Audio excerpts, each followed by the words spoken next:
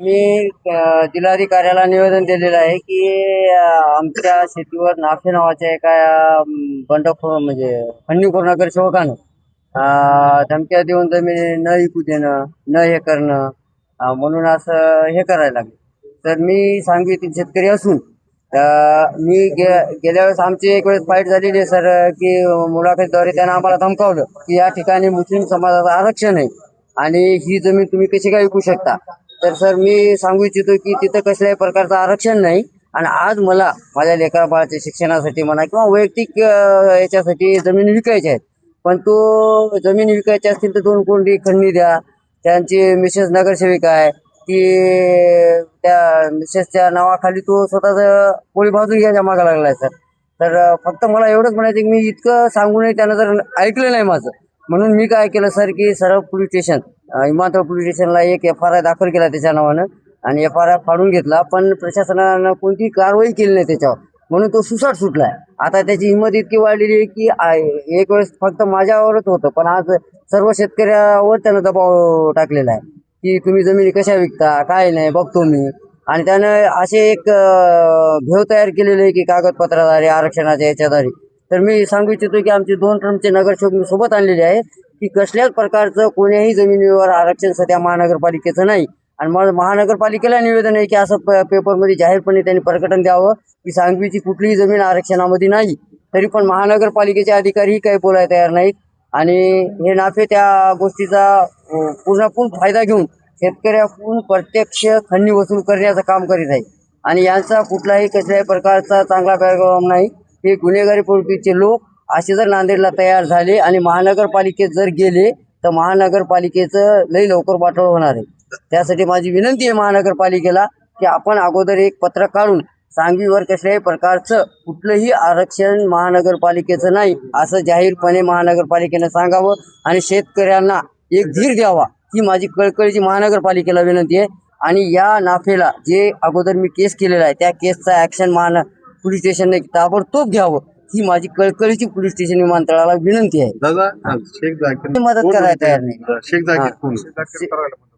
ते शेतकऱ्याला मदत करा. मग त्याच्या विरोधात त्यांना ते शेख जाकीर नावाचा माणूस आहे, त्याला आमची थोडी कळकळ हे वाटली यांच्या मागं कोणी नाही, तर तो आमच्या थोडा आम्हाला मदत करायला लागला. तर त्याला धमक्या द्यायला ती तू आपल्या जाती काय, तू कैसे मदत कर रहा, ऐसा कर रहा वैसा कर रहा म्हणाले.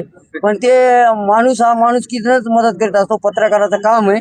आणि शेख जाकीर त्या पत्रकाराच्या मदतीनं आम्हाला मदत करायला आहे. आता याची जातीच्या आधारे किंवा आरक्षणाच्या नावाखाली हे असं दादागिरी चालू आहे. आता ही दादागिरी ताबडतोब बंद करावी हीच माझी कल्पना. इशारा दिला असं आपण निवेदन दिलं, काय मागणी आहे? मागणी त्या माफी साहेबाची पैशाची आहे. त्याला पैशाची काही भूक लागली, त्याला सांगवी गाव इकतच घ्यावं आले सगळं एकट्याला. आमच्या जमिनी इकू देणं आलंय आणि आम्हाला निवळ रोज त्रास द्याल. त्याला एकट्याला सांगलं तर ते त्याच्या पत्नीला सुद्धा घेऊन आले. मी असं करून तुमच्यावर असं करतो, तुमची जमीन मी विकू देत नाही, हे त्याचं बोलणं आहे. जमीन कुठं आहे? जमीन सांगवीची आहे, नगरपालिकेत. पैसे 2 कोटी रुपये मागा, खंडणी मागाले. कोण मागायला ना? ते माफी साहेब. हा, त्याचं नाव एवढंच आहे, एवढं ध्यानात आहे आम्हाला. आणि ते काय आमच्या पुढे बी येणं झालाय, मागून चुपे रुस्तुम काम करायला. घडी घडी आलाय, कोर्टात चला, इकडे चला, आता तिकडे गेलाय. काय पद्धत द्यायचं? त्याचं पद नगरसेवक आहे, ते 2 नंबर वार्डचा. त्याचं 3 नंबर मध्ये काय आहे, त्यांना आम्हाला जाणून बुजून त्रास द्याल. काय निवेदन दिलं आपण? निवेदन शेतीचं दिलं साहेब. आमची शेती विकू दे ना, आमची शेती येऊ दे ना. कोणी घ्या गेलं तर त्याला घेऊ दे ना. त्याला पैसे मागायला, आम्हाला पैसे मागायला, याला पैसे कुठून देऊ? आता काय इच्छा काय केली आता विचार त्यानं आमच्यावर आणखी केस केलाय, पैसे द्या नाही तर तुमची जमीन विकू देणार. काय शेतकरी बाबाराव पाटलाची गावातली पूर्ण शेती आहे, सांगी गावाची पूर्ण शेती आहे. या ची मागणी जिल्हाधिकारीला केली, SP साहेबाला भेटलेली आहे. काय मागणी आहे? सर्व शेतकऱ्यांनी केलेली मागणी.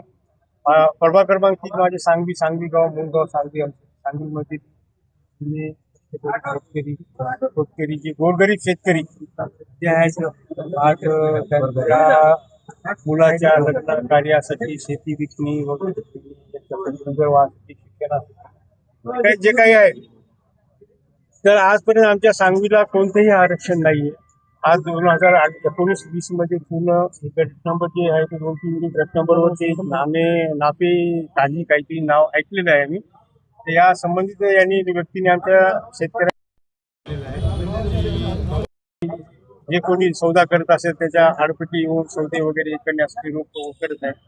तर यासाठी आम्ही सर्व जिल्हाधिकारी SP साहेबाला व विमानतळ पोलीस स्टेशनला निवेदन देऊन आम्ही सर्व शेतकऱ्याच्या हिताची मागणी करत आहोत व त्याच्यावर कठोर कारवाई करण्यात यावी एवढीच मागणी करत आहोत. पुरी साहेब एक त्याच्या विरोधात तो पण गुन्हा दाखल झाला. किंवा सर्व पत्रकार बंधूंना माहिती आहे, काल परवाच महाराष्ट्र शासनाने लोकप्रति निधीसाठी हे केलं. नगरसेविकाच्या प्रतिनिधीवर कोणत्याही सरकारी कामामध्ये हस्तक्षेप करू शकत नाही, ते कायदा काढलेला आहे आणि कोणी असे करू नये म्हणून त्याच्यावरती आज विमानतळ पोलिसांना आमच्या मनपा अधिकाऱ्यांनी त्याच्यावर गुन्हा सुद्धा दाखल केलेला आहे. हे अनेक गुन्हे दाखल असताना महानगरपालिका सभागृहामध्ये आणि आंदोलनामध्ये प्रत्येक सहभागी दिसतो आणि तो प्रतिनिधी नाही, तर त्याच्यावर महानगरपालिकेवर आपण काय विषय करणार नाही, पुढचं? मी तर संबंधित सर्व अधिकारी कारवाई करतीलच ना. जसे समोर दिसेल निर्देशात येईल त्यावेळेस ते कारवाई करतीलच. आपली भूमिका काय राहील पुढची? माझी भूमिका अशीच शासनाच्या बरोबर सर्व नियमाशी माझी निगडीत भूमिका आहे.